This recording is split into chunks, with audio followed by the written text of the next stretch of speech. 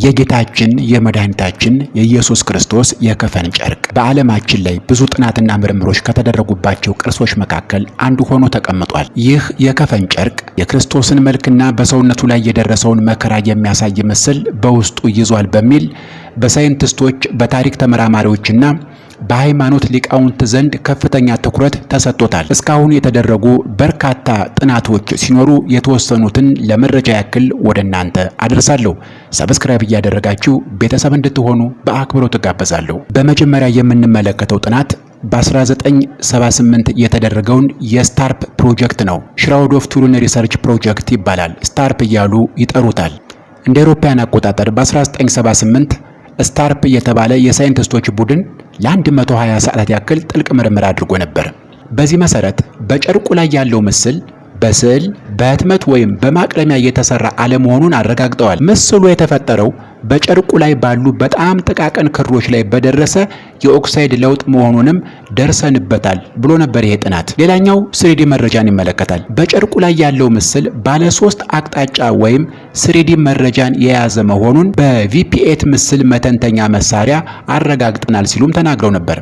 ይህም ተራ ፎቶግራፍ ወይም ስዕል ሊያደርገው አይችልም ብለዋል። በሌላ አባባል ይህ ተራ ፎቶግራፍ ወይም ተራ ስዕል እንዳልሆነ አረጋግጠናል ሲሉ በጥናታቸው ላይ አመላክተው ነበረ የስታርፕ ፕሮጀክት የሳይንቲስቶች ቡድን። ሁለተኛው የካርቦን 14 የዘመን መቁጠሪያን ይመለከታል። 1988 በ1988 ኦክስፎርድ፣ አሪዞና እና ዙሪክ በሚገኙ ላቦራቶሪዎች የካርቦን 14 ምርመራ ተካሂዶ ነበር። ምርመራው ጨርቁ የተሰራው ከ1260 እስከ 1390 ዓመተ ምህረት ባለው ጊዜ ውስጥ ሊሆን እንደሚችል ገምቷል። በርካታ ተመራማሪዎች ይህንን ውጤት አይቀበሉትም። ምክንያቱም ለምርመራ የተወሰደው የጨርቅ ቁራጭ በመካከለኛው ዘመን ጨርቁ በተቃጠለ ጊዜ የተጠገነበት ክፍል ሊሆን ይችላል የሚል መከራከሪያ ያቀርባሉ። አቪኖ አምዳኒን የተባሉ የእጽዋት ተመራማሪ በጨርቁ ላይ የሚገኙ የአበባ ብናኞች ላይ ጥናት አድርገው ነበር። በጨርቁ ላይ የተገኙት አብዛኞቹ እጽዋት በኢየሩሳሌምና በዙሪያዋ ብቻ የሚበቅሉ መሆናቸውንም አረጋግጠዋል። ይህም ጨርቁ ከመካከለኛው ምስራቅ ለመምጣቱ እንደ ማስረጃ ይወሰዳል ይላሉ። ሌላው የደም ምርመራን ይመለከታል። በጨርቁ ላይ የሚታዩት የቀይ ነጠብጣቦች ደም መሆናቸውን ለማረጋገጥ ምርመራዎችም ተካሂደው ነበር። ውጤቱን ስንመለከት ምርመራው ነጠብጣቦቹ ትክክለኛ የሰው ደም መሆናቸውንና የደም አይነቱም ኤቢ መሆኑን አመላክቷል። በተጨማሪም በደሙ ውስጥ ከፍተኛ የቢሊሩቢን መጠንም ተገኝቷል። ይህም ሰውየው ከመሞቱ በፊት ከፍተኛ ስቃይ እንደደረሰበት ያሳያል ይላሉ። እንግዲህ በዚህ ጽሑፍ ላይ ሰውየው የሚሉት ጌታችን መድኃኒታችን ኢየሱስ ክርስቶስን ነው። እነሱ በግልጽ ምስሉ የጌታችን የመድኃኒታችን የኢየሱስ ክርስቶስ ምስል ነው ብለው ባያምኑም እኛ ኦርቶዶክሳውያን ግን እናምናለን።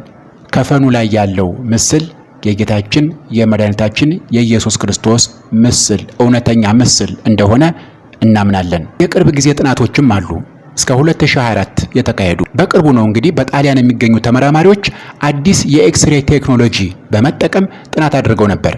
በጥናቱ መሰረት ውጤቱን ስንመለከት ጥናቱ ጨርቁ የ2000 ዓመታት ዕድሜ ሊኖረው እንደሚችልና ከክርስቶስ ዘመን ጋር እንደሚገጣጠም የሚጠቁም ውጤት አሳይቷል ሲሉ ተናግረዋል። ስናጠቃልለው ምንም እንኳን ሳይንሱ የጨርቁን ዕድሜ በተመለከተ የተከፋፈለ ሐሳብ ቢኖረውም ምስሉ እንዴት ሊፈጠር እንደቻለ እስካሁን ድረስ በምድር ላይ ያለ ማንኛውም ሳይንሳዊ ጥበብ ወይም ቴክኖሎጂ ሊያስረዳው ሊያሳይ አልቻለም፣ ሊያረጋግጥ አልቻለም።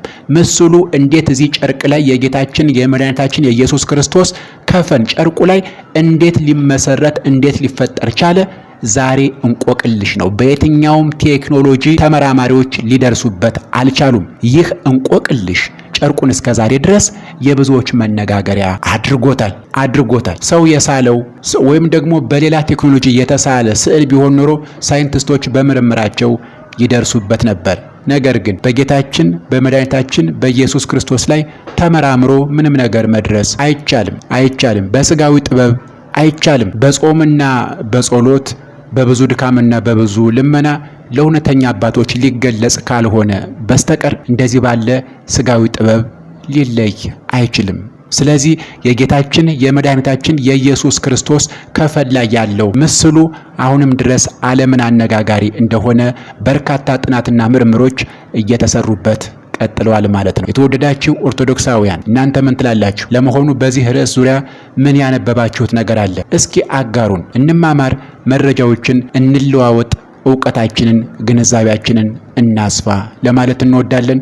አብራችሁ ስለነበራችሁ ከልብ አመሰግናለሁ። ሌላ ጊዜ በሌላ መረጃ ተመልሼ እመጣለሁ። ምንም ክፍያ የለውም፣ ቅንነት ብቻ። ሰብስክራይብ እያደረጋችሁ ቤተሰብ ሁኑ። አመሰግናለሁ።